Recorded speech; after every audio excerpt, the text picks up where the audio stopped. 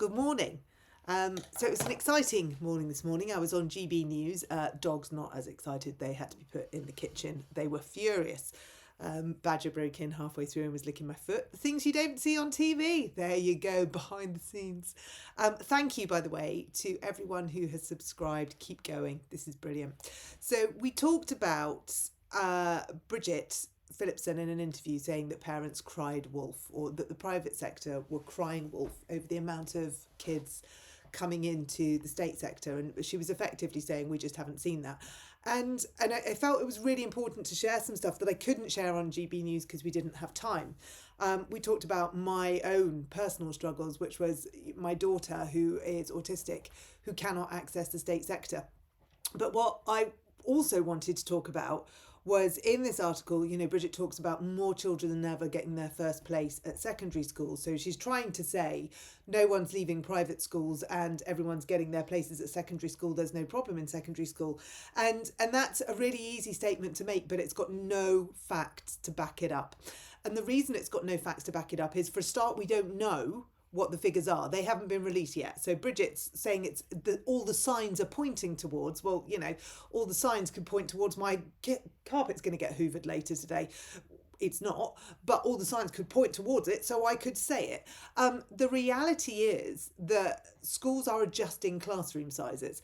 So if there was a class of 30, but it now needs to be a class of 35, then 5 extra kids are going into their first place of school. And that actually isn't really the issue. The issue we need to be looking at is the kids going into state sixth form. That's what we need to be looking at. It's more children coming out of the private sector and going into sixth form in state than it is coming out of the private sector and going into the state sector, because by Bridget's and Rachel's own admission, they planned this so it would be at the most destructive time. So the most destructive time is mid-year. Of course, we weren't allowed to do that for Keir Starmer or his son, but we can do it for our kids. So we're not on a level playing field here. So the natural leaving point of independent sector is going to be after GCSEs, when kids then go on to do sixth form. And that's where we're going to see the figures. We're going to see the natural end point of their education. And as I pointed out in the interview, Eamon Holmes said to me, could my daughter not go into state school? And I'm like, well, the reality is we don't know. Because we haven't done it. But if we look at the facts of what we've got in front of us, we know that she doesn't like change. We know that sensorially it will be an absolute mind blow. I mean, she struggles in groups of more than 4 or 5 people. The headphones are on. She gets nervous. Her anxiety levels go up. She has said categorically she couldn't access state education because of the actual physical campus. Now, that's not state's fault. No one ever said that. I didn't say that. She isn't saying that. We're not saying state has failed because it hasn't built schools the right size for her. What we're saying is she recognises that her needs can't be met in the state offering locally. So it's not, it feels like Bridget's taking this very personally, as though we're persecuting state and we're saying state is crap. Far from it. We're saying that in this instant, states cannot support my daughter. So what do we do? Well, for a lot of parents in this position, you start selling things, you start loading up on credit cards. I mean, I've just done the credit card roulette. You basically try and find any way possible that you can to get your child through GCSEs. And then after that, they're slightly, in our case, she'll be a bit older, she will have developed more.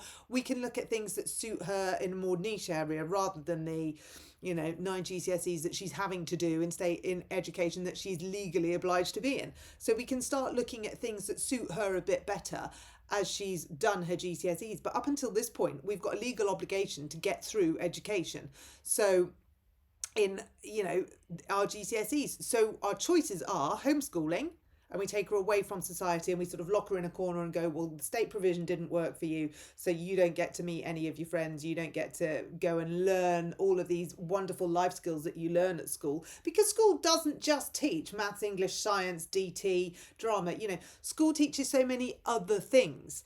And for a child with special educational needs, well, for any child, actually, it's got nothing to do with whether you're just SEN. For any child, what you're learning at school in terms of social interaction, of decision making, of responses, of navigating social situations, that is, you can't teach that. That has to come from experiencing it. So do I lock my daughter away from that and say, well, you can't experience that? Because the actual academic part isn't working for you, because the actual campus isn't working for you, you can't experience that? Or do I say, we'll fight like mad, we'll do whatever we can do to keep you in there so that you can experience that? And of course, Bridget Phillipson knew this, Rachel Reeves knew this. They knew that parents, particularly parents of SEND children, had no choice. You know, we talk about choice, there is no choice. And so when she said parents were crying wolf, it was meant to be contemptuous of our feelings. It was meant to be contemptuous of our decisions. It was meant to be contemptuous of the situation that we were in. And, you know, in another article in the Telegraph, she talks about meeting a parent in a state system of a SEND child and saying that was one of the most powerful things that she's ever done. Why would that not be powerful in the private system? Why would just another parent, regardless of their background, Bridget, why would that other parent not have something powerful to say? Why does that child not have something as powerful to share with you? Why are their lived experiences any less because they're not in the state system? Because that's what she's saying. She's saying their lived experiences aren't equal, but they are. If you're autistic, you're autistic. You know, if you've got dyslexia, you've got dyslexia. If you are dyscalculia, you're dyscalculia. I can never pronounce that one properly. You know, if you've got dyspraxia, you've got dyspraxia. It's binary. It's there. That's what you have got.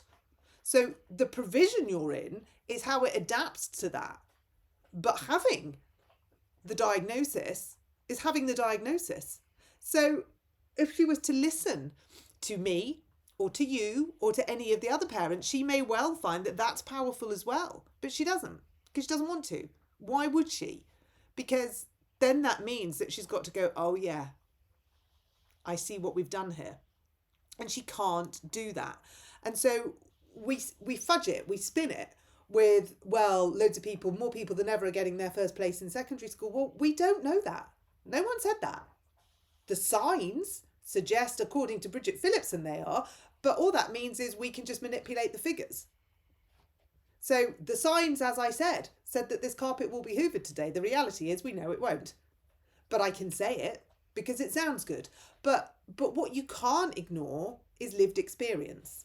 And well, you can ignore it by not going out to hear it. But once you've heard it, you can't unhear it.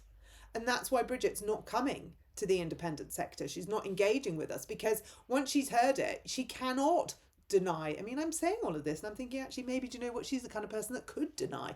But if you've heard a child talk about their struggles, talk about why they're in the independent sector, it's very difficult to then turn around and go, oh, I'm sorry to hear that, but anyway, we're going to carry on regardless.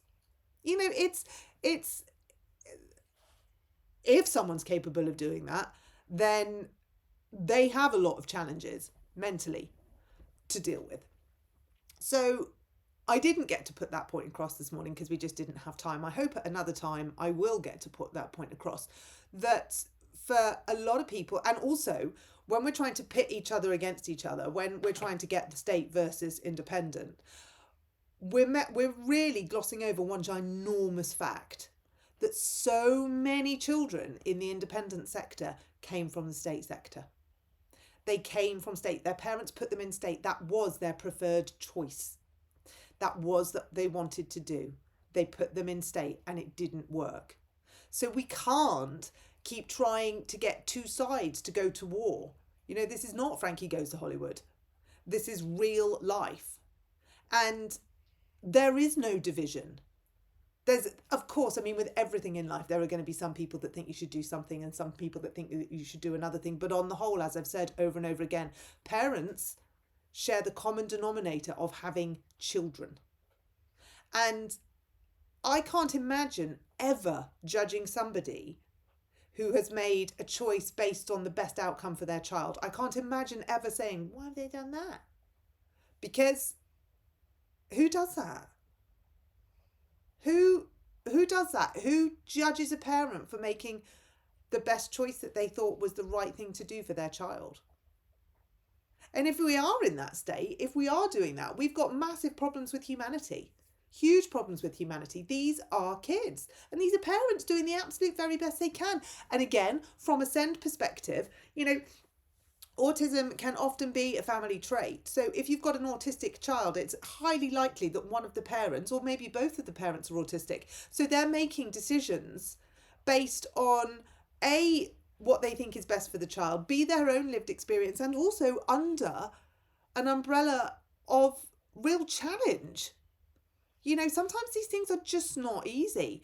And as parents, as a group, as a community, we've got to be kinder to each other. We've got to turn around and say, do you know what? You do you. If that is what you need to do for your child, you do it. And I will never judge you for that. I will never make assumptions for you, because what we're talking about is a child's outcome and the best outcome for that child. Which brings us all the way back to Bridget citing the reasons for doing this is that every child gets a good educational outcome. And by doing so, she is trying to impose methodology that takes away from a child's good outcome. So the kids that we are seeing moving into state because their parents can't afford VAT on education, they're the ones that probably moved out of state to go into private that are now boomeranging back. And there's also so many who have acute needs but can't get an EHCP, so we're just going to have to go and try and fight it out in state. Now, if that was affordable up until January and isn't affordable now, you can understand, I would think, why those parents might be angry. And they're called lobbyists, specifically to undermine what they're doing, to put them in a category. If you say someone's a lobbyist, it doesn't invoke particularly a positive response. But if you say someone's fighting for the rights of their child, then you have a little bit more respect, don't you? So Bridget's using her words carefully here. And by calling parents of the private sector lobbyists, she wants you to think as though they're troublemakers, as though they're causing issues, crying wolf, as though the issue wasn't there in the first place. I mean, crying wolf is not a phrase I would ever use to describe a parent's struggle in getting their child an education. It's just not. But she does, because she wants you to think badly of them. She wants you to think that they're doing something socially unacceptable. She wants you to think they're making this up. She wants you to think that this is all in their head and they're being hysterical. But they're not. They're being parents who just want a good outcome for their child. And that is not ignoring all of those parents that can't afford that.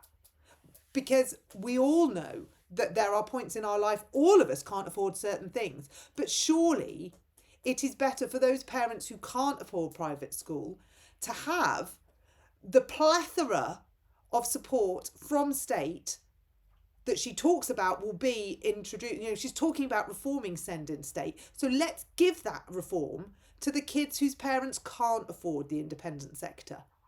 Let's submerge their needs in support so that they can thrive at school. But by pushing a group of kids back into a society that's already drowning, we're taking away from the most vulnerable. We're taking away from the most needy. And that makes no sense. And to caption that alongside parents in secondary school are getting their first choice, congratulations. A, we don't know that. B, that's not what we're looking at. We're looking at kids moving into sixth form. That's where we're going to see the real shift in the private school movement. But we're talking about SEND kids. So why are you talking about kids getting their first choices? Look at the issue. And that is what this is. There's the wider issue of VAT on private schools, and that's a whole different video because we'll be here for like an hour and a half. But that comes down to parental choice. And whether you don't have any faith needs, you don't have any SEND needs, you don't have any other needs other than the fact that your parents want you to go to that school, why shouldn't they do that? Because we're allowed a choice of 1, 2 or 3 in secondary state schools. We're acknowledging that parents are allowed a choice that best reflects their situation. We're giving them a choice that best reflects their situation. But in private school, you may not have that choice. And it's as simple as that. It's black and white. You can have a choice if you're in state, you may not if you're in private.